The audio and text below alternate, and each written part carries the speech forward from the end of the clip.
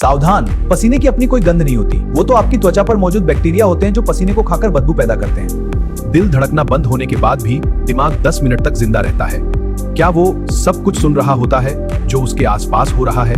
पेड़ आपस में बातें करते हैं। जमीन के नीचे उनकी जड़ें एक जाल की तरह जुड़ी होती हैं, जिससे वो एक दूसरे को खतरे का सिग्नल भेजते हैं। दुनिया की सबसे अकेली व्हेल, इसकी आवाज इतनी अलग है कि कोई दूसरी व्हेल इसे सुन नहीं पाती।